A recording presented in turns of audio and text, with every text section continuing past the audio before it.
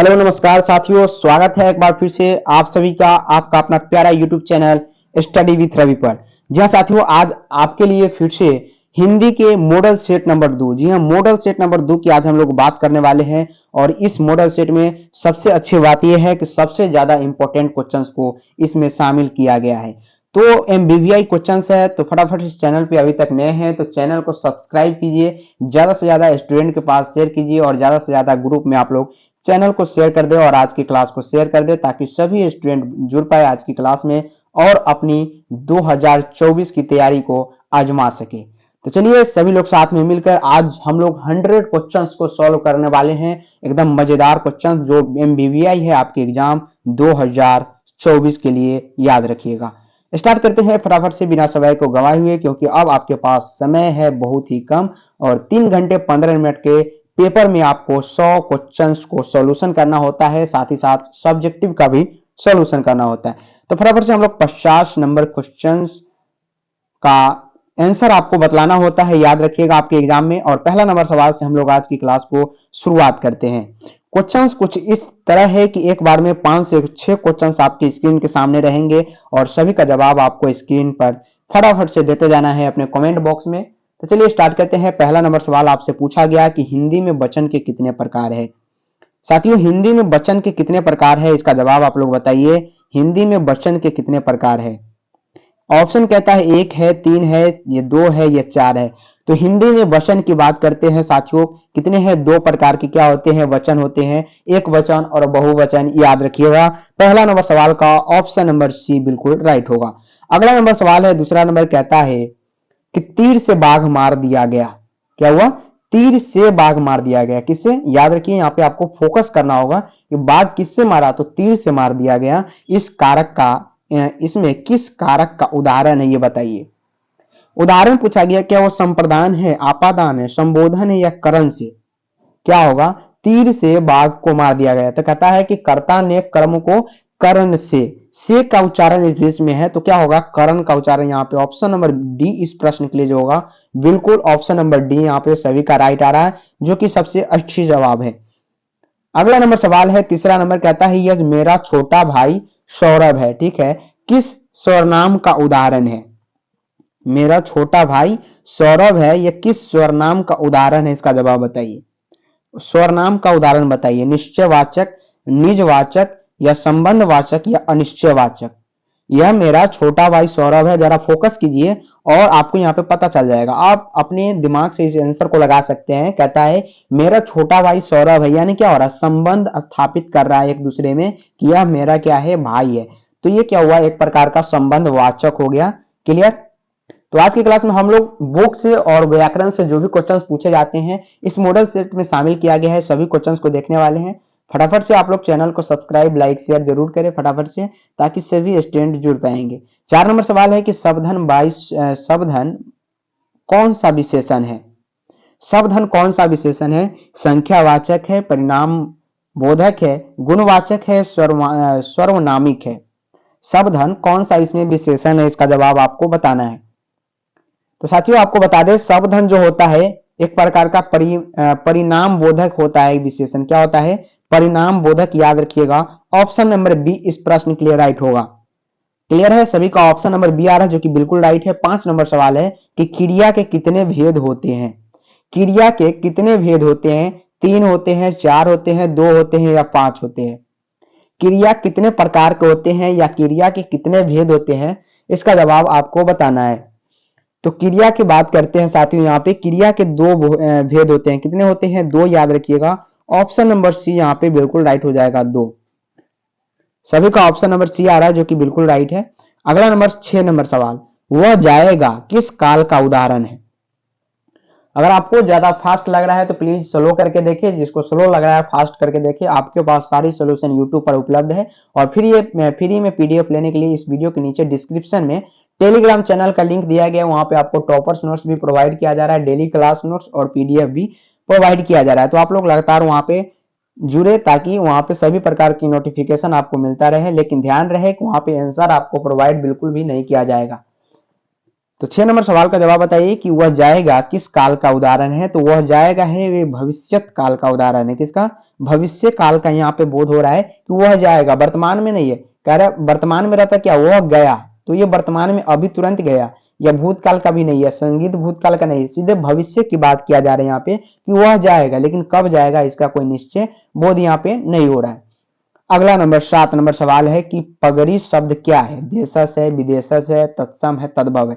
बात करें इस क्वेश्चन की तो हिंदी में सबसे ज्यादा एमबीवीआई क्वेश्चन इसे माना जाता है। सबसे ज्यादा एमबीवीआई इसलिए माना जाता है कि आपके एग्जाम में लगातार ये क्वेश्चन पूछा जाता है 2019, 2021 और 2023, यानी एक साल बीच करके ये सबसे ज्यादा बार पूछा गया क्वेश्चन है। आप जब पीवाईक्यू यानी प्रीवियस ईयर क्वेश्चंस जब उठा के देखेंगे तो सभी क्वेश्चंस में, सभी साल के पेपर में आपको ये पगड़ी के बारे में पूछा गया है कि एक प्रकार का देशज शब्द है, विदेशज है, तत्सम है या तद्भव है। तो पगड़ी शब्द जो है एक प्रकार का देशज शब्द है, यानी अपने देश का शब्द है। कौन? पगड़ी।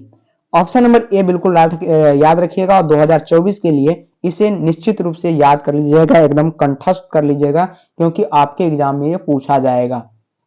अगला नंबर सवाल पे हम लोग चलते हैं। फटाफट से आप लोग शेयर कर रहे हैं, सभी स्टूडेंट जुड़ रहे हैं, सभी का रिजल्ट बहुत ही अच्छा होने वाला है। 8 नंबर सवाल है और फटाफट से आंसर का इंतजार है। आंसर का जवाब जो है आप लोग जो क्वेश्चंस का आंसर जैसे जैसे आ रहा है फटाफट से आंसर देते चले। 8 नंबर सवाल का जवाब बताएंगे आप लोग। कहता है कि जिन शब्दों के खंड सार्थक न हो उसे क्या कहते हैं। यानी जिन शब्दों के खंड, मान लीजिए हम कोई शब्द का खंडन कर रहे हैं और उसका कोई अर्थ ही ना निकले, वो सार्थक ही ना हो, तो उस शब्द को हम क्या कहेंगे? यौगिक शब्द कहेंगे या रूढ़ कहेंगे, योग रूढ़ कहेंगे, इनमें से कोई नहीं। तो जिन शब्दों का खंड सार्थक हो उसे हम लोग क्या कहते हैं? याद रखिएगा, रूढ़ शब्द उसे कहते हैं। सार्थक न हो उसे क्या कहते हैं? रूढ़ शब्द कहते हैं। ऑप्शन नंबर बी इस प्रश्न के लिए राइट हो जाएगा। 9 नंबर सवाल है, विनय शब्द में उपसर्ग बताइए। विनय शब्द में उपसर्ग बताइए। तो विन है, इन है, वी है या ई है। तो विनय, नय एक प्रकार का तो शब्द बनता है, लेकिन बी एक प्रकार का क्या है? उपसर्ग है। बी क्या है साथियों? यहाँ पे उपसर्ग है, यानी ऑप्शन नंबर इस प्रश्न के लिए जो हो जाएगा सी जो हो जाएगा यहाँ पे बिल्कुल राइट है। 10 नंबर सवाल है कि वंदना शब्द में प्रत्यय क्या है। वंदना शब्द में प्रत्यय यहाँ पे पूछा गया। ना है, न है, आ है, अना है। वंदना, वंदना अगर उच्चारण आप सही से करेंगे तो आप इसका आंसर बिल्कुल लगा सकते हैं, क्योंकि इस प्रश्न का खेल सिर्फ उच्चारण होता है। उच्चारण आप पकड़ लेंगे तो इसका आंसर लगा सकते हैं। तो वंदना शब्द में जो प्रत्यय होता है साथियों, आ आता है। अगर सही से आप लोग पढ़ेंगे, आ का उच्चारण लास्ट में आता है। तो इस प्रश्न के लिए जो हो जाएगा ऑप्शन नंबर सी ही बिल्कुल राइट होगा। 10 नंबर सवाल का जवाब क्या हो गया? ऑप्शन नंबर सी हो गया। 11 नंबर बुक से लिया गया क्वेश्चन से 11 नंबर कहता है, चंद्रधर शर्मा गुलेरी किसके अभिभावक बनकर मियो कॉलेज अजमेर में आए। याद रखिएगा, हम बार बार हर एक क्लास में, हिंदी के क्लास में जिक्र करते हैं, आपके एग्जाम में सबसे ज्यादा अगर कोई पॉइंट से ऑब्जेक्टिव पूछा जाएगा तो वो सिर्फ लेखक के परिचय से पूछा जाएगा, उनके जन्म और मृत्यु से पूछा जाएगा, उनके माता और पिता से पूछा जाएगा, और कॉलेज से पूछा जाएगा कि कौन से कॉलेज से पढ़ाई की और कहाँ उनका अंतिम देहांत हो गया। ये जितने भी परिचय है लेखक के बारे में उसे आप जरूर याद रखिएगा। 20 नंबर का क्वेश्चन कम से कम अगर नहीं पूछा गया तो याद रखिएगा, ये स्टडी विथ रवि वादा करता है आपसे 20 नंबर का क्वेश्चन निश्चित रूप से सिर्फ लेखक के परिचय से पूछा जाएगा। जैसा कि 11 नंबर सवाल है, ये भी लेखक के परिचय से ही है। कहता है कि चंद्रधर शर्मा गुलेरी किसके अभिभावक बन के मियो कॉलेज अजमेर में आए। राजा भोज के, राजा हरि सिंह के, या खेतरी के नाबालिग राजा जय सिंह के, या राजा देवगुप्त के। तो चंद्रधर शर्मा गुलेरी जी किनके अभिभावक बन के गए थे? तो ये खेतरी के नाबालिग राजा जय सिंह के मियो कॉलेज अजमेर में गए थे अभिभावक यानी गार्जियन बनकर। चलिए हम लोग बढ़ते हैं 12 नंबर सवाल की ओर और देखते हैं कि कैसा सवाल है 12 नंबर, और वेरी इंपॉर्टेंट क्वेश्चन से। कहता है, बातचीत शीर्षक निबंध के अनुसार रस का समुद्र किनकी बातचीत में उमड़ा चला आता है। बातचीत में बालकृष्ण भट्ट जी बताते हैं कि बातचीत कैसे की जाती है, बातचीत की शैली क्या होती है। असल बातचीत के बारे में उन्होंने जिक्र किया है कि असल बातचीत सिर्फ 2 ही लोगों के बीच में हो सकती है, इससे ज्यादा लोग इसके बीच में नहीं आनी चाहिए।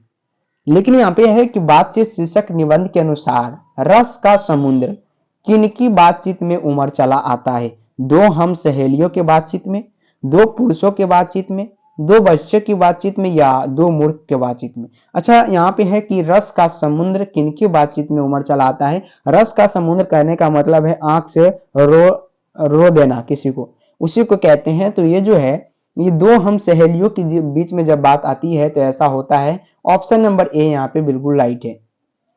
अगला नंबर सवाल है 13 नंबर, कहता है उसने कहा था कहा शीर्षक कहानी में यह किसने कहा कि उद्यमी उठ सिगरी में कोले डाला? वजीरा सिंह, सूबेदार हजारा सिंह, सूबेदारनी या बोधा सिंह? उसने कहा था का सबसे मुख्य पात्र याद रखिएगा लहना सिंह है। ये सबसे इंपोर्टेंट क्वेश्चंस बनता है आपके एग्जाम में। लेकिन उसने कहा था शीर्षक कहानी में, या किसने कहा था कि उद्यमी उठ सिगरी में कोले डाल? ये कोयले डाल यहाँ पे है, लेकिन कोले डाल उस लेक्चर में जो यहाँ पे यूज किया गया। तो ये जो है एक प्रकार का सूबेदार हजारा सिंह बोलते हैं। ऑप्शन नंबर बी इस प्रश्न के लिए जो है बिल्कुल राइट ऑप्शन है। तो सभी क्वेश्चंस को हम लोगों ने जिक्र किया और फटाफट अंदाज में किया। याद रखिएगा यही स्पीड लास्ट तक बनी रहेगी। आप लोग लास्ट तक जरूर सभी क्वेश्चंस का सॉल्यूशन देखें ताकि सभी क्वेश्चंस का आंसर आपको याद हो जाए। 14 नंबर सवाल पे हम लोग बढ़ेंगे। कहता है कि जयप्रकाश नयन मार्क्सवादी कब बने? मार्क्सवादी जयप्रकाश नयन जी कब बने थे? 1922, 1923, 1924 या 1925? तो जयप्रकाश नयन जी ने ये मार्क्सवादी कब बने थे? याद रखिएगा कब बने थे? 1924 ईस्वी। जब लेनिन की मृत्यु 1924 में हुई थी तो वही उसी समय जयप्रकाश नयन जी ने मार्क्सवादी बने थे। ऑप्शन नंबर सी इस प्रश्न के लिए बिल्कुल राइट ऑप्शन है। अगला नंबर 15 नंबर सवाल का जवाब बताइए। 15 नंबर सवाल का जवाब सभी का आना चाहिए। जयप्रकाश नयन का पुकार का, कहता है जयप्रकाश नयन का पुकार का नाम क्या था? बबुआ, जगन, नारायण या बाबू? पुकार कहने का मतलब है बचपन का नाम, यानी पुकार जैसे बचपन का नाम जो होता है तो उसी नाम से हम लोग किसी को पुकारते हैं या आवाज लगाते हैं। तो यही अलग भाषा में लिखा गया, आपको थोड़ा कंफ्यूज किया गया होगा कि पुकार का क्या नाम है, यानी कंफ्यूज। जब ऑप्शन पढ़ेंगे तो आपको समझ में आ जाएगा। तो जयप्रकाश नयन जी का बचपन का नाम बाउल था। याद रखिएगा क्या था? बाउल था। और सबका बचपन का नाम प्यारा होता है, तो इसी प्रकार जयप्रकाश नयन जी का भी बचपन का नाम था एक बाउल। क्लियर है 15 नंबर। 16 नंबर का जवाब आप लोग बताइए। कहता है कि अर्धनारीश्वर, सबसे पहले अर्धनारीश्वर की बात आई है। याद रखिएगा अर्धनारीश्वर में शंकर और पार्वती जी का उल्लेख है। ये इंपॉर्टेंट क्वेश्चन आपके एग्जाम में बनता है और हो सकता है तो इसी मॉडल सेट में वो आपसे पूछा गया होगा। तो अर्धनारीश्वर शीर्षक पाठ हिंदी साहित्य की कौन सी विधा है? साथियों जो मॉडल सेट हम करा रहे हैं, याद रखिएगा ऐसे मॉडल सेट से 100% क्वेश्चंस आपके एग्जाम में पूछे जाएंगे। ये स्टडी विथ रवि का वादा है। तो अर्धनारीश्वर शीर्षक पाठ हिंदी साहित्य की कौन सी विधा है? रेखाचित्र, निबंध है, जीवनी है या आत्मकथा है? अर्धनारीश्वर एक प्रकार की बात करें तो ये निबंध है। क्या है साथियों? निबंध है। इसे याद कैसे रखेंगे कि सर ये निबंध है, रेखाचित्र है? याद रखिएगा अर्धनारीश्वर में ना आ रहा है और ना से क्या हो जाएगा? निबंध हो जाएगा। इस ट्रिक का आप फॉलो करें और जो ट्रिक आपको सबसे अच्छा लगे उसका सबसे पहला आप फॉलो करें, क्योंकि अपने से बनाया गया ट्रिक सबसे इंपॉर्टेंट होता है।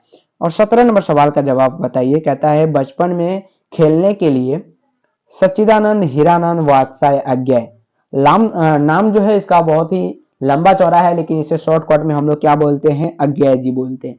कौन सा नाटक लिखा था? बचपन की बात यहाँ पे की है कि खेलने के लिए सच्चिदानंद, हीरानंद, वात्साय, अज्ञय ने कौन सी नाटक लिखा?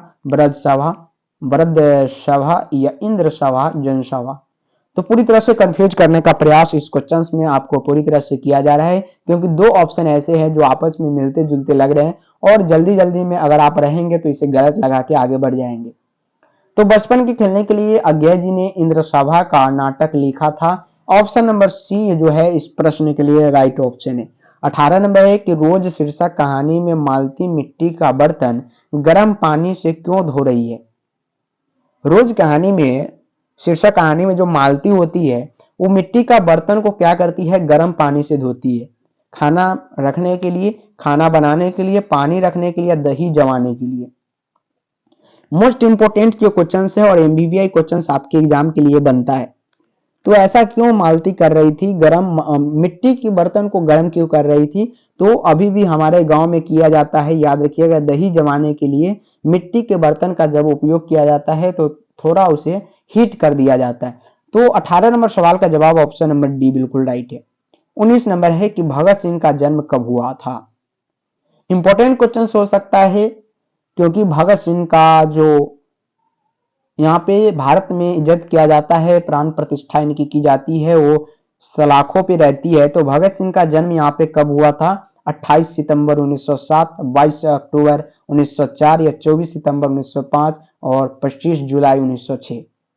14 साल की अवस्था में उन्होंने भारत की आजादी के लिए बहुत ही कठिन लड़ाई लड़ी थी, याद रखिएगा। तो भगत सिंह का जन्म कब हुआ था? याद रखिए, ऑप्शन नंबर ए राइट है। यहाँ पे 28 सितंबर 1907 ईस्वी को भगत सिंह का जन्म हुआ था। अगला सवाल पे हम लोग बढ़ेंगे। 20 नंबर सवाल कहता है कि प्रेम के पीर के कवि कौन है? प्रेम के पीर के कवि कौन है? जय शंकर प्रसाद है, ज्ञानेन्द्रपति है, रघुवीर सहाय या जायसी जी है? तो प्रेम के पीर के कवि कौन है? जायसी जी। ऑप्शन नंबर डी इस प्रश्न के लिए क्या हो जाएगा? राइट ऑप्शन हो जाएगा। सभी का जवाब ऑप्शन नंबर डी है, बिल्कुल राइट है। 21 नंबर सवाल है कि निम्न में शुद्ध शब्द कौन सा है?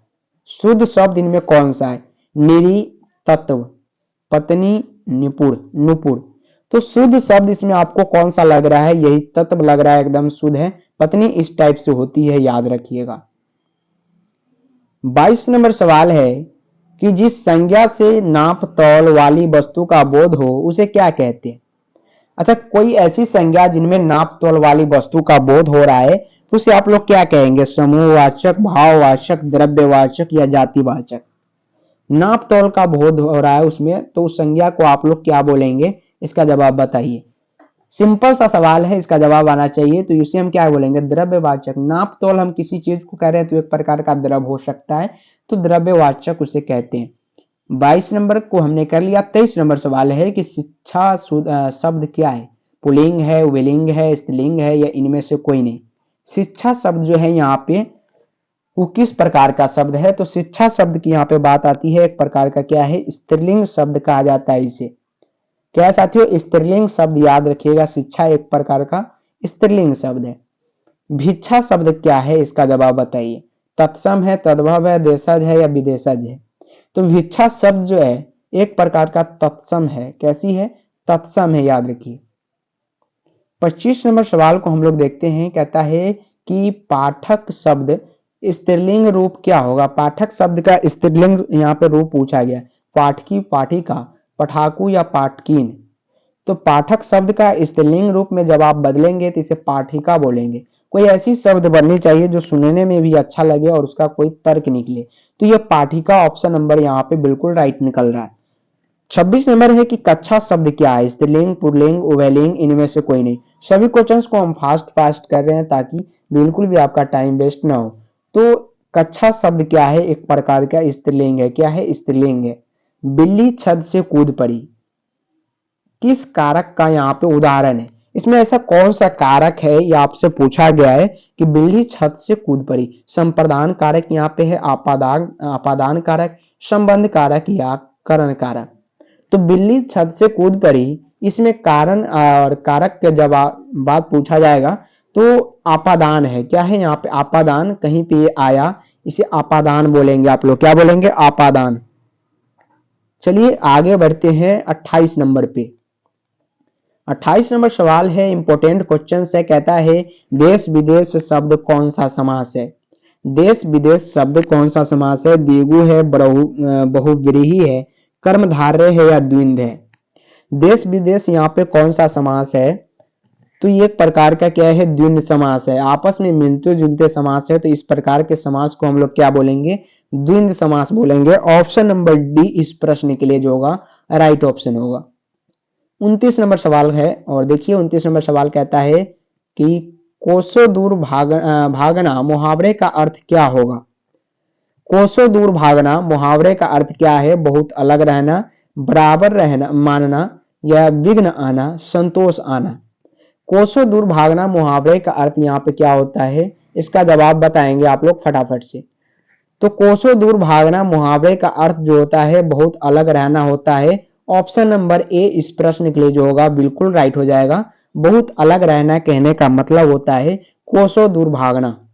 अगला नंबर सवाल 30 नंबर है कि जो स्त्री अभिनय करे के लिए शब्द क्या होगा, अभिनेत्री, कवित्री, स्त्रीनेत्री या अभिनेत्री। बात करें इस क्वेश्चन के साथियों, एमबीबीआई क्वेश्चन है आपके एग्जाम के लिए, भले ही मॉडल सेट में दिया गया है याद रखिएगा, लेकिन तब भी ये आपके एग्जाम के लिए 100% उपयोगी है और डायरेक्टली सेम टू सेम ऐसे ही प्रश्न आपके एग्जाम में पूछे जाएंगे। तो कोसों दूर भागना इसका तो हमने कर लिया। स्त्री जो अभिनय करे यानी जो नाच गान करे उसे हम लोग अभिनेत्री कहते हैं। क्या कहते हैं, अभिनेत्री। और उम्मीद है कि सभी स्टूडेंट का इसका जवाब 100% पता होगा। क्लियर, बिल्कुल पता है। 31 नंबर सवाल की ओर हम लोग बढ़ते हैं। कहता है कि तुमुल कुलाह कलम है शीर्षक कविता किस महाकाव्य का अंश है, अष्टयाम है, लहर, कामायनी है या मुकुल है। तुमुल कुलाह कला शीर्षक है एक प्रकार का और कविता किस महाकाव्य का अंश है, तो ये कामायनी है। कामायनी का क्या है यहाँ पे अंश उसमें है। 32 नंबर सवाल है कि वर्ग 9 तक की पढ़ाई के बाद शिक्षा अधूरी छोड़कर कौन कवित्री असहयोग आंदोलन में कूद पड़ी थी। क्या होगा यहाँ पे, कूद पड़ी थी। मीराबाई, महादेवी वर्मा, अनामिका या सुभद्रा कुमारी चौहान। तो वर्ग 9 तक की पढ़ाई के बाद शिक्षा अधूरी छोड़ के कवित्री असहयोग आंदोलन में कौन कूद पड़ा था। यहाँ पे 32 नंबर सवाल का जवाब सुभद्रा कुमारी चौहान हो जाएगा, जिन्होंने पुत्र वियोग की रचना की है। याद रखिएगा इनकी कविता भी बहुत अच्छी लिखी गई है, आप लोग जरूर उसे पढ़े और जब पढ़ेंगे तो आपका 2 नंबर इस चैप्टर से क्लियर हो जाएगा, याद रखिएगा। तो सुभद्रा कुमारी चौहान जो है वर्ग 9वीं की पढ़ाई के बाद वो क्या की थी, शिक्षा अधूरी छोड़ दी थी और असहयोग आंदोलन में जा पड़ी थी। उसके बाद ये कांग्रेस का भी अध्यक्ष बनाए गए थे। कुछ लिखा गया है, आप लोग जब पढ़ेंगे तो पूरी तरह से समझ में आ जाएगा। तो 32 नंबर सवाल का जवाब ऑप्शन नंबर डी आया, बिल्कुल राइट है। 33 नंबर सवाल है कि तेज तम अंश पर कान्हा जिमी कंस पर योम मलेच्छ वंश पर शेर शिवराज है। यह पंक्ति किस शीर्षक कविता की है। इस प्रकार की पंक्ति से सवाल पूछे जाएंगे तो आप लोग कंफ्यूज होइएगा, लेकिन जब आप पढ़े होइएगा लाइन टू लाइन तो पढ़ते ही आपका उत्तर आ जाएगा। ये जो है कवित से लिया गया है। कहां से लिया गया है, कवित से। तो ऑप्शन नंबर ए यहाँ पे बिल्कुल राइट हो जाएगा। अगला नंबर सवाल है, इंपोर्टेंट है। कहता है कि भूषण ने किस रस को प्रमुखता दी है। भूषण ने किस रस को प्रमुखता दी है, साहस्य रस, वीर रस, रौद्र रस या श्रृंगार रस। तो भूषण जो है यहाँ पे किस रस का प्रमुखता दिया है, यहाँ पे ऑप्शन नंबर वीर रस को क्या दी है, प्रमुखता दी है। तो ऑप्शन नंबर बी यहाँ पे राइट हो जाएगा। 35 नंबर है कि गोस्वामी तुलसीदास हिंदी की कैसे महाकवि है। गोस्वामी तुलसीदास हिंदी के कैसे महाकवि है, जातीय महाकवि है, स्वच्छ महाकवि है यानी स्वच्छ, या अंतर जातीय महाकवि या रूढ़िवादी महाकवि है। तो गोस्वामी तुलसीदास हिंदी के कैसे महाकवि है, एक प्रकार का ये स्वच्छवाद महाकवि है। किसकी, गोस्वामी तुलसीदास हिंदी के महाकवि। 36 नंबर सवाल है कि म का उच्चारण स्थान क्या है। जब आप म का उच्चारण स्थान कर रहे हैं तो आपको पता चलेगा कि हम म किस चीज से बोल रहे हैं, अपने तालु से, कैंट से, होठ से, यानी किस चीज से बोल रहा है। तो जब भी म का उच्चारण स्थान आता है तो हमारा ऊपर और नीचे वाला होठ जो होता है वो आपस में कांटेक्ट होता है। तो याद रखिएगा ओष्ठ से क्या होता है, म का उच्चारण आता है। तो ऑप्शन नंबर यहाँ पे बी राइट है। इस प्रकार का जब प्रश्न हमारे जमाने में आया करता था तो हम लोग खुशी से झूम उठते थे, क्योंकि इसका जवाब हमारे मुंहों पर था और अपनी बोली से हम लोग पता लगा लेते थे कि कहाँ से ये उच्चारण स्थान है। तो एग्जामिनर जो है इस प्रकार का प्रश्न अगर 5 आपसे दे दिया गया आपके एग्जाम में तो आपका बल्ले बल्ले हो जाएगा और 5 क्वेश्चंस फ्री में मिल जाएंगे, याद रखिएगा। 37 नंबर सवाल है कि पृथ्वी शब्द का संधि विच्छेद क्या होगा। पृथ्वी यहाँ पे पृथ्वी नहीं है, पृथ्वी शब्द का संधि विच्छेद पूछा गया। तो पृथ्वी शब्द का संधि विच्छेद यहाँ पे पृथ्वी और ईश हो जाएगा। जब आप उच्चारण करेंगे इसका तो आपको पता चल जाएगा। तो ऐसे भी प्रश्न जो होते हैं ये सिंपल सी प्रश्न होते हैं, याद रखिए। कैसे प्रश्न होते हैं, सिंपल सी प्रश्न होते हैं। अगला नंबर की कौन शुद्ध निम्न में शुद्ध कौन है। परमेश्वर, परीक्षण, प्राण या परीक्षा। तो शुद्ध शब्द से भी एक क्वेश्चंस आपके एग्जाम में पूछा जाएगा और इस क्वेश्चंस को अगर आप क्लियर कर लेते हैं तो उम्मीद है कि ऐसे ही क्वेश्चंस और सेम टू सेम यही क्वेश्चंस पूछा जाएगा, क्योंकि परीक्षा जो है इसमें कंफ्यूज होते हैं। तो याद रखिएगा, जब भी इस प्रकार का क्वेश्चंस आ जाए और परीक्षा का दो इसी प्रकार का अगर ऑप्शन दे दे तो सबसे क्वेश्चंस का फ्रंट पेज पे जाइएगा, वहां पर भी लिखा हुआ रहता है वार्षिक परीक्षा। जब हम लोग एग्जाम दिए थे तो याद रखिएगा वहीं से हम लोग देखे हुए थे, तो परीक्षा वहां पर भी लिखा रहता है। तो आप लोग भय जो हो जाएगा बिल्कुल खत्म हो जाएगा और 1 नंबर तो आपका एग्जामिनर ही आपको दे दिया फ्री में। 39 नंबर है कि वाराणसी शब्द कौन सी संज्ञा है? व्यक्तिवाचक, जातिवाचक, भाववाचक या समूहवाचक। तो वाराणसी यहाँ पे कौन सी संज्ञा है? एक प्रकार का व्यक्तिवाचक संज्ञा है। वाराणसी किसी खास जगह का बोध हो रहा है, इसलिए एक प्रकार का यह व्यक्तिवाचक है। नगर शब्द क्या है? स्त्रीलिंग है, पुल्लिंग है, उभयलिंग है, इनमें से कोई नहीं है। नगर शब्द की यहाँ पे बात किया गया है, एक प्रकार का क्या है? 40 नंबर सवाल का जवाब बताइए आप लोग कि नगर शब्द क्या है। तो नगर शब्द जो होता है ये एक प्रकार का क्या है? पुल्लिंग शब्द है। क्या है साथियों? पुल्लिंग शब्द है। नगर एक प्रकार का क्या है? पुल्लिंग है। 41 नंबर की सूरदास किस भाषा के कवि है? सूरदास यहाँ पे किस भाषा के कवि है? मगही, मैथिली, ब्रजभाषा या भोजपुरी। तो सूरदास जी है एक प्रकार का ब्रजभाषी शब्द का उपयोग करते हैं। ब्रजभाषा का उपयोग कौन करते थे? सूरदास जी करते थे। तो 41 नंबर सवाल का जवाब ऑप्शन नंबर सी यहाँ पे ब्रजभाषा जो है बिल्कुल राइट हो जाएगा। बात करें प्रश्न की, एमवीवीआई क्वेश्चन है 2024 के लिए गेस्ट क्वेश्चन रहेगा और निश्चित रूप से पूछा जाएगा। सभी का ऑप्शन नंबर सी आ रहा है, बिल्कुल राइट है। 42 नंबर सवाल की ओर हम लोग बढ़ते हैं। कहता है 42 नंबर क्वेश्चन की गीतावली किसकी रचना है? गीतावली यहाँ पे पूछा गया किसकी रचना है? सूरदास, नावादास, मलिक मोहम्मद जैसी या तुलसीदास। तो गीतावली एक प्रकार की किसकी रचना है? तुलसीदास की रचना। ऑप्शन नंबर डी इस प्रश्न के लिए बिल्कुल राइट है। नावादास किसके समकालीन थे? तुलसीदास की, विनोद कुमार शुक्ल की, गजानन माधव मुक्तिबोध या भूषण की। तो नावादास किसके समकालीन थे? नावादास जी किनके समकालीन थे? तो ये सूरदास के समकालीन थे। ऑप्शन नंबर ए इस प्रश्न के लिए, सॉरी नावादास किसके? तुलसीदास की, यहाँ पे है नीचे है। ऑप्शन नंबर ए यहाँ पे राइट हो जाएगा, तुलसीदास। अगला नंबर है कि हार जीत शीर्षक कविता किस प्रकार की रचना है? हार जीत शीर्षक कविता किस प्रकार की रचना है? गद्य कविता, शोक कविता, हर्ष गीत है या पद गीत है। तो हार जीत शीर्षक कविता किस प्रकार की है? बिल्कुल गद्य कविता है। सभी का ऑप्शन नंबर ए आ रहा है, बिल्कुल राइट है। एक प्रकार का क्या है? गद्य कविता। मीरा ने अपना प्रियतम किसे माना? ब्रह्मा को, कृष्ण को, शिव को, राम को। तो मीरा ने अपना प्रियतम साथियों ये कृष्ण को माना था। किसको माना था? कृष्ण को। ऑप्शन नंबर बी यहाँ पे बिल्कुल राइट है। अगला नंबर सवाल की ओर बढ़ते हैं। 46 नंबर कहता है शिवा बावनी के कितने मुक्तकों में छत्रपति शिवाजी के वीरता का बखान किया गया? 50, 53, 52 या 54। तो बात करें छत्रपति शिवाजी की बखानों की तो टोटल साथियों यहाँ पे जो है 52 बावनी में ऐसी किया गया छत्रपति शिवाजी का बखान। कितने बावनी? 12। और यहाँ पे बावनी भी लिखा गया तो बावनी से क्या हो जाएगा? 52 हो जाएगा। ये भी ट्रिक आप लगा सकते हैं जब आपको इसका आंसर पता ना हो तो। लेकिन हम लोग बढ़ेंगे 47 नंबर सवाल की ओर और देखेंगे कि कैसा सवाल पूछा गया। 47 नंबर क्वेश्चंस की अगर हम लोग बात करते हैं, इंपॉर्टेंट क्वेश्चंस माना जाता है और पूछा जाता है आपसे कि झरना शीर्षक काव्य संकलन किस कवि की रचना है। कभी कभी ऐसा भी होता है जो चैप्टर लिखा गया है उस चैप्टर में कुछ ऐसे कविता, कुछ नाट्य कला और कुछ कुछ ऐसे शीर्षक के उल्लेख भी किया रहता है जो इनके द्वारा लिखा गया है। तो सुभद्रा कुमारी चौहान ऑप्शन में है, विनोद कुमार शुक्ल है, अशोक वाजपेयी या जयशंकर प्रसाद। झरना की अगर हम लोग बात करते हैं ये जयशंकर प्रसाद जी द्वारा क्या है? संकलन है। और कवि की रचना अगर बात करते हैं जयशंकर प्रसाद। याद रखिएगा ऑप्शन नंबर डी यहाँ पे 100% राइट ऑप्शन है। 48 नंबर क्वेश्चन है कि सुभद्रा कुमारी चौहान का निधन कैसे हुआ? सभी का जवाब आना चाहिए कमेंट बॉक्स में। तो सुभद्रा कुमारी चौहान का निधन कैसे हुआ? कार दुर्घटना, ट्रेन दुर्घटना, बस दुर्घटना या हवाई जहाज दुर्घटना। सुभद्रा कुमारी चौहान की बात करिए, कार दुर्घटना में इनकी मौत हो गई थी। कैसे हुआ? कार दुर्घटना में। ऑप्शन नंबर ए इस प्रश्न के लिए जो है एकदम राइट ऑप्शन है।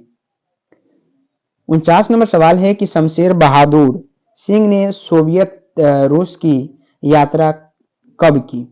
सोवियत रूस की यहाँ पे शमशेद बहादुर सिंह की बात की है कि यात्रा कब किया था, तो 49 नंबर सवाल का जवाब याद रखिएगा 1978 ईस्वी में।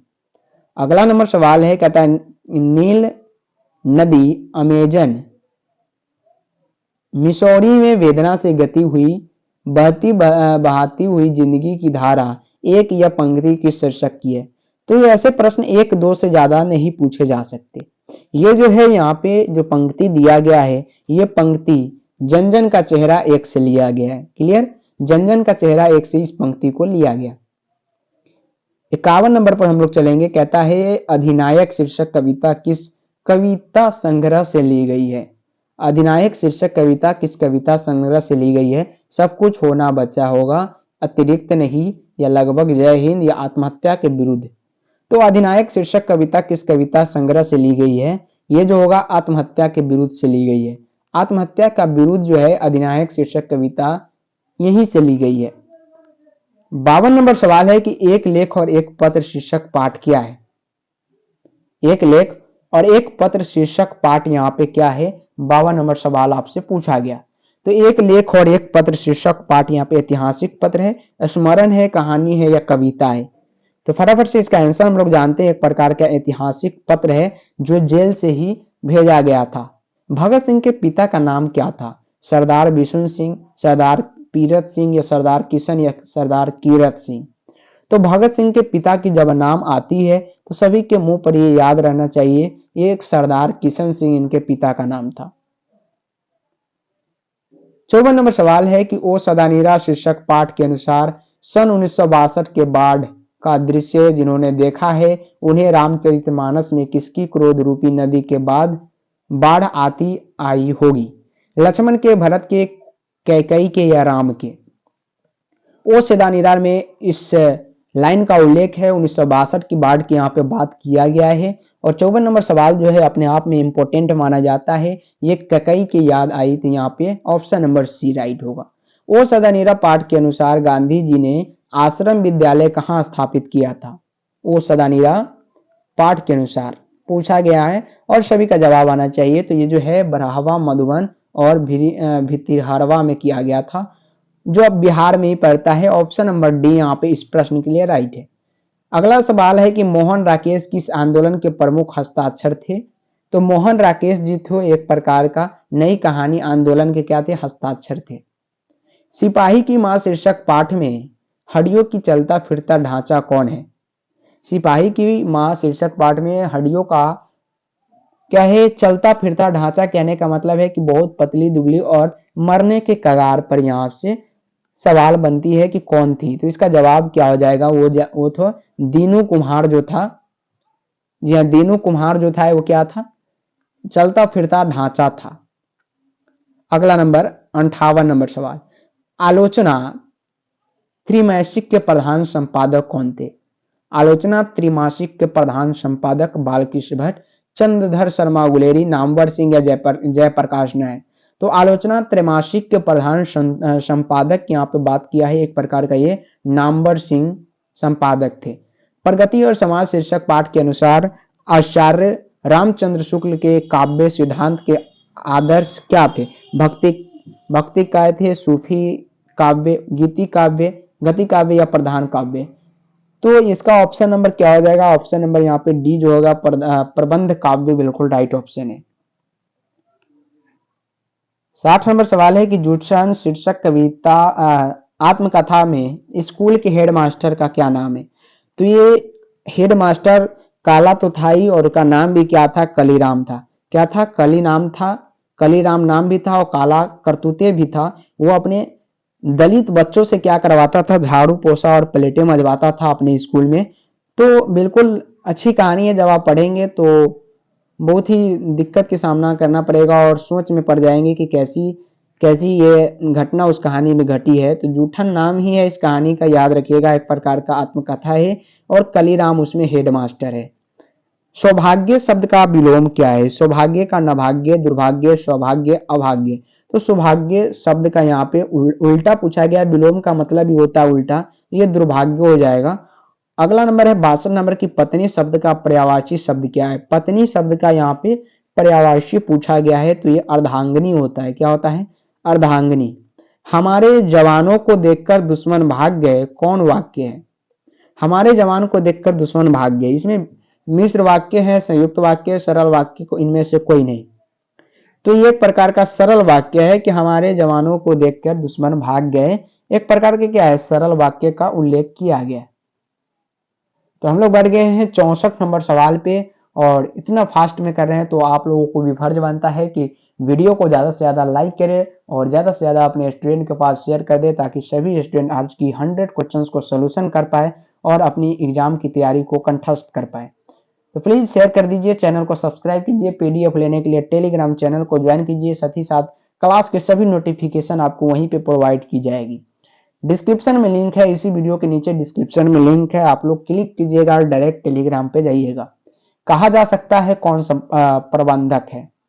कहा जा सकता है, 64 नंबर सवाल है, एक प्रकार का क्रिया प्रबंधक है। क्या है? एक प्रकार का क्रिया प्रबंधक। 64 नंबर सवाल तो हमने कर लिया, लेकिन 65 नंबर सवाल का जवाब आप लोग जरा बताइए। चतुर्भुज शब्द कौन सा समास है? द्विगु, द्विंद, तत्पुरुष, अव्ययभाव।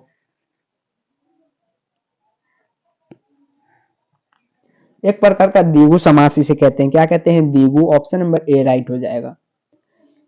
विकास शब्द का विशेषण क्या होगा? विकासी, विकसित, विकसिती या विकास विकसिन।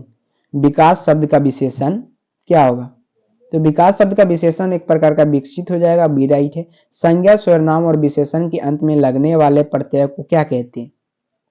संज्ञा, सर्वनाम और विशेषण के अंत में लगने वाले प्रत्यय को नाम बताइए। दत्तित, कृतक, क्रियाधोत्तक, कृतक या वर्तमान कालीन विशेषण। तो संज्ञा, सर्वनाम और विशेषण के अंत में लगने वाले प्रत्यय को यहाँ पे जो है तदित कहते, तद्वित। ऑप्शन नंबर ए राइट है। 68 नंबर सवाल है कि यर लव कौन सा व्यंजन है? स्पर्श व्यंजन, उष्म व्यंजन, अंतःस्पर्श व्यंजन, इनमें से कोई नहीं। कभी कभी ऐसा लगता है कि 5वीं क्लास और 6ठी क्लास का क्वेश्चन पूछ दिया गया है, जो कि ये 68 नंबर सवाल आपको बता रहा है, लेकिन पूरी तरह से 100% गलत लगाने का यहाँ पे प्रयास करते हैं और सभी लोग भूल जाते हैं ऐसे क्वेश्चन को, और एग्जामिनर चाहता है कि ज्यादा से ज्यादा क्वेश्चन आपसे गलत हो। तो यर लव कौन सा व्यंजन है? यहाँ पे यर लव जो है अंतस्थ व्यंजन है। हिंदी में अनुनासिक वर्णों की संख्या कितनी है? 2 है, 3 है या 4 या 5? अनुनासिक वर्णों की संख्या पूछी गई है तो ये 5 प्रकार की होती है। 70 नंबर सवाल है कि दिगंबर शब्द का संधि विच्छेद क्या होगा? दिक प्लस अंबर या दिंग प्लस वर, दिग प्लस गंबर या दिगंबर प्लस र। तो संधि विच्छेद से याद रखिए 3 क्वेश्चन पूछे जाएंगे, जो कि इस प्रकार पूछा जाएगा। तो हिंदी में अनुनानिक वर्णों की संख्या हमने देखा 5 है, लेकिन दिगंबर शब्द का संधि विच्छेद यहाँ पे बताइए। तो ये जो है दिक जोड़ अंबर होगा, क में आधा रग का उच्चारण आता है। 71 नंबर सवाल है कि किन्होंने प्राय लंबी कविता ही लिखी? छोटी कविता इन्होंने नहीं लिखी। गजानन माधव, मुक्तिबोध, भूषण या नवाधास या जयसी। प्राय की बात की है, यानी सबसे ज्यादा हिंदी में जो कविताएं लिखी है, सबसे लंबी लिखी है, उसका नाम बताइए। तो गजानन माधव, मुक्तिबोध सबसे लंबी कविता इन्होंने लिखी। 72 नंबर सवाल है, कहता है कि इबारत से गिरी मात्राएं शीर्षक कविता संग्रह किसकी रचना है? रघुवीर साहे, अशोक वाजपेयी, ज्ञानेंद्रपति या शमशेर बहादुर सिंह। तो इबारत से गिरी मात्राएं शीर्षक कविता जो है यहाँ पे ये अशोक वाजपेयी के द्वारा लिखी गई है। 73 नंबर क्वेश्चन की गांव का घर शीर्षक कविता के अनुसार पंचायती राज में कौन खो गए? बात करें क्वेश्चन की, एमबीबीआई क्वेश्चन है, प्रीवियस ईयर में भी क्वेश्चन ये पूछा गया 73 नंबर कि पंचायती राज में कौन खो गए थे गांव के घर शीर्षक कविता के अनुसार। सेम टू सेम इसी प्रकार के क्वेश्चंस बनते हैं, क्योंकि हेडलाइन जो इस क्वेश्चंस का बनता है यही बनता है। तो ये ग्रामीण या कुशवाई पंच परमेश्वर खो गए थे या शहरी खो गए थे? तो उस कहानी में जो उल्लेख है वहां पे पंच परमेश्वर का कहा गया है कि गांव घर शीर्षक कविता के अनुसार पंचायती राज में आजकाल के जमाने का उल्लेख किया गया है कि पंच परमेश्वर खो गए हैं। 74 नंबर सवाल है कि हार जीत शीर्षक कविता में मशक वाला क्या कर रहा है? गाना गा रहा है, नाच रहा है, बात कर रहा है या सड़क सींच रहा है? सड़क सींचने का मतलब होता है सड़क को साफ कर रहा है। तो मशक वाला जो होता है वो हार जीत शीर्षक की अगर बात करते हैं तो वो सड़क सींचता हुआ मिलता है, यानी सड़क को साफ करता हुआ मिलता है। 75 नंबर सवाल है कि सर्कस का प्रकाश बुलाओ शहर से कितनी दूर से आने वाला है? 10 कोस दूर, 4 कोस दूर, 5 कोस या 7 कोस? सर्कस का प्रकाश बुलाओ शहर से कितनी दूर से आने वाला है? ये जो है टोटल 10 कोस की वहां पे उल्लेख किया गया है उस चैप्टर में। तो 75 नंबर सवाल का जवाब ऑप्शन नंबर ए है। 76 नंबर क्वेश्चन है कि अशोक वाजपेयी जी ने कहा रहकर स्वतंत्र लेखन किया था? बंगाल में रहकर, दिल्ली में रहकर या हरियाणा में रहकर, बिहार में रहकर? तो अशोक वाजपेयी की जब बात आती है तो ये दिल्ली में रहकर स्वतंत्र लेखन किया था। 77 नंबर सवाल को देखिए, कहता है प्यारे नन्हे बेटे को शीर्षक कविता का नायक कहाँ का रहने वाला है? प्यारे नन्हे बेटे को शीर्षक कविता नायक कहाँ के रहने वाला है? तो ये जो है भिलाई छत्तीसगढ़ के रहने वाला है। ऑप्शन नंबर सी यहाँ पे राइट है। 78 नंबर सवाल को देखते हैं, कहता है लिखने का कारण शीर्षक निबंध किस लेखक की रचना है? ज्ञानेंद्र पति, अशोक वाजपेयी, जयशंकर प्रसाद, रघुवीर सहाय? तो लिखने का कारण जो है शीर्षक निबंध के किस रचना किन्होंने की, लेखन किन्होंने की? 78 नंबर सवाल का जवाब बताइए। ये रायपुर छत्तीसगढ़, इसका ऑप्शन नंबर यहाँ पे सी राइट था, लेकिन 78 नंबर सवाल की जब बात करते हैं तो ये डी हो जाएगा, रघुवीर सहाय। 79 नंबर सवाल है कि गजानन माधव मुक्तिबोध अपने रचनात्मक जीवन में किन दो प्रधान वैश्विक विचारधाराओं के संसर्ग में आए? अस्तिवाद और मार्क्सवाद, क्षणवाद और छायावाद, प्रयोगवादी और प्रभाववादी, या प्रगतिवादी और व्यक्तिवादी? तो गजानन माधव मुक्तिबोध की बात की है, ये अस्तित्ववादी और मार्क्सवादी थे। नील जल में या किसी की गौर झिलमिल दे जैसे हिल रही हो, यह पंक्ति जो है किस शीर्षक कविता से ली गई है, यह आपको बताना है। जैसा कि हमने बताया था कि लाइन से भी क्वेश्चंस बनते हैं और 5 क्वेश्चंस ऐसे बनते हैं जो किसी चैप्टर से लाइन से उठा के दिया जा सकता है और पूछा जा सकता है ये चैप्टर और ये शीर्षक जो है कहां से उठाया गया है, इनका नाम बताइए। तो ये पितृवियोग, उषा, कवित या गांव का घर से लिया गया है। किससे लिया गया है? तो ये उषा से लिया गया है। कहां से? उषा से। मामा शब्द का विशेषण क्या होगा? ममेरा, ममिया या मेमेयारी? इनमें से कोई नहीं। मामा शब्द का विशेषण पूछा गया तो मामा शब्द का विशेषण ममेरा होता है। 82 नंबर सवाल है कि यथा शीघ्र शब्द कौन सा समास है? तत्पुरुष, अव्ययभाव, बहुब्रीहि, द्विंद? यथा शीर्ष शब्द में कौन सा समास है? तो य का उच्चारण जहां भी है वो अव्ययभाव समास होता है। अ का उच्चारण जहां भी किसी भी शब्द में लग जाए तो वो अव्ययभाव होगा, याद रखिएगा। 83 नंबर क्वेश्चन है कि रचना की दृष्टि से काव्य के कितने प्रकार हैं? रचना की दृष्टि से काव्य के यहाँ पे वाक्य के कितने प्रकार हैं? तो रचना की दृष्टि से 3 मानी जाती है। 84 नंबर सवाल है कि हर तरह के संकटों से घिरे रहने पर भी वो निराश नहीं हुआ, इस वाक्य का उदाहरण बताइए। संयुक्त वाक्य है, प्रश्नवाचक वाक्य, मिश्र वाक्य या सरल वाक्य? हर तरह के संकट से घिरे रहने पर भी वो निराश नहीं हुआ, ये जो है 84 नंबर सवाल का जवाब मिश्र वाक्य है एक प्रकार का। 85 नंबर क्वेश्चन की ओर हम लोग बढ़ते हैं। कहता है कि निम्न में से शुद्ध वाक्य कौन सी है? कहता है यह कहना आपकी गलती है, केवल शब्द केवल संकेतात्मक है, या हमारे शिक्षक प्रश्न पूछते हैं चरखा काटना चाहिए। तो शुद्ध वाक्य इनमें से कौन सी है? सही से पढ़ेंगे तो आपको पता चलेगा। शुद्ध वाक्य यहाँ पे हमारे शिक्षक प्रश्न पूछते हैं, ये क्या है? शुद्ध है। 86 नंबर है कि अंतरंग का विलोम क्या होगा? अल्प, बहिरंग, अपेक्षा, अनुग्रह? अंतरंग का यहाँ पे विलोम यानी उल्टा पूछा गया, क्या होगा? अल्प होगा, बहिरंगा होगा, अपेक्षा होगा या अनुग्रह होगा? एक प्रकार का बहिरंग होगा, याद रखिएगा। जिसके समान द्वितीय नहीं है के लिए एक शब्द बताइए। अजात शत्रु, अपमन, अद्वितीय या अद्भुत? तो जिसके द्वितीय नहीं है उसे हम लोग क्या बोलेंगे? अद्वितीय बोलेंगे। सिंपल सी बात है, ऑप्शन नंबर सी राइट हो जाएगा। अंगारों पर लौटना मुहावरे का अर्थ क्या है? चाल चलना, याचना करना, धोखा देना, स्त्रिया से व्याकुल होना? अंगारों पर लौटना कहने का मतलब क्या होता है? मुहावरा है और इसे अपनी भाषा में बताना है कि अंगारों पर लौटना मुहावरे का अर्थ यहाँ पे क्या होता है? तो स्त्रिया से व्याकुल होना। यहाँ पे ऑप्शन नंबर डी जो है वो बिल्कुल राइट ऑप्शन है। 89 नंबर क्वेश्चन है, इंपॉर्टेंट है, कहता है अश्व का पर्यायवाची बताइए। तुरंग है, अनल है, आमोद है, अंबक है। अश्व का पर्यायवाची यहाँ पे क्या होगा, तो अश्व का पर्यायवाची यहाँ पे तुरंग हो जाएगा।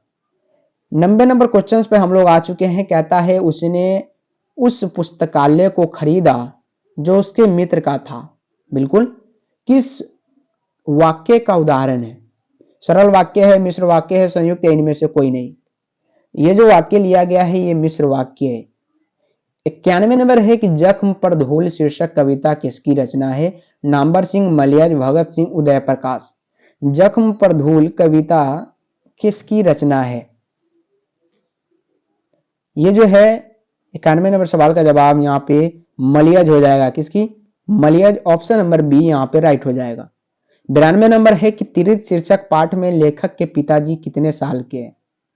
तिरिथ चैप्टर पाठ में, तिरिथ एक विषाक्त छिपकली एक प्रकार के मानिए जो जंगल में रहता था और वो काट लिया था लेखक के पिता को। तो 56 साल के है, 52 साल के है, 55 साल के है या 57 साल के है? तो तिरिथ शीर्षक पाठ के अनुसार पूछा गया कि लेखक के पिताजी कितने साल के हैं। तो लेखक के पिताजी यहाँ पे 55 साल के हैं। टोटल कितने? 55 साल के हैं, याद रखिएगा। 93 नंबर है कि CW लीडवेटर किन में विश्व शिक्षक के रूप देखते हैं? भगत सिंह में, जयप्रकाश नारायण में, उदय प्रकाश में या जे कृष्णमूर्ति में? वो कहते हैं कि इनके अंदर विश्व शिक्षक का रूप दिखता है। कौन?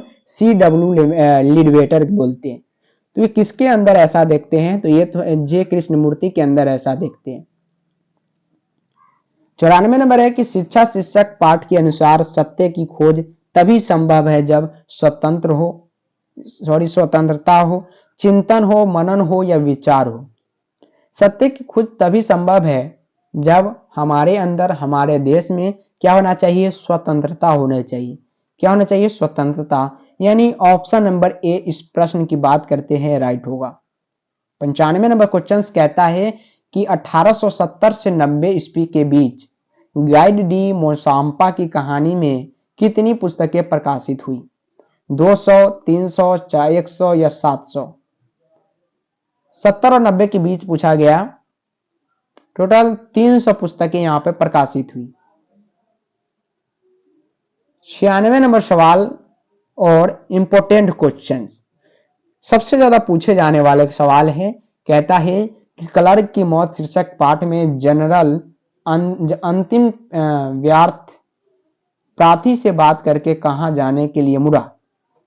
कहां जाने के लिए मुड़ा था? तो ये निजी कमरे की ओर जाने के लिए मुड़ा था। 57 नंबर क्वेश्चन है, मात्र 3 प्रश्न है और फटाफट से चलते हैं और करते हैं इस क्वेश्चन को सॉल्व। तो उम्मीद है कि आप लोग लगातार अपने दोस्तों को पास शेयर कर रहे हैं। अगर नहीं कर रहे हैं तो प्लीज अपने दोस्त और जितने भी ग्रुप है सभी में शेयर कर दीजिए, ताकि क्लास तो खत्म हो ही रहा है लेकिन वो अपना क्वेश्चन अपलोडेड में देख सके और 100 क्वेश्चन की तैयारी कर सके। साथ ही साथ अगली क्लास के लिए नोटिफिकेशन ऑन जरूर कर लीजिएगा, ताकि आपको सभी क्लास का नोटिफिकेशन मिलता रहे। PDF लेने के लिए टेलीग्राम चैनल को जरूर ज्वाइन कीजिएगा। तो पेशगी शीर्षक पाठ के लेखक पूछा गया, कौन है यहाँ पे? हेनरी लोपेज है। 98 नंबर क्वेश्चन है कि 20वीं सदी में प्रगीतात्मक का दूसरा उन्नयन कैसे हुआ? रोमांटिक उत्थान के साथ हुआ। 99 नंबर सवाल है कि ओम प्रकाश वाल्मीकि को डॉक्टर अंबेडकर राष्ट्रीय पुरस्कार कब प्राप्त हुआ?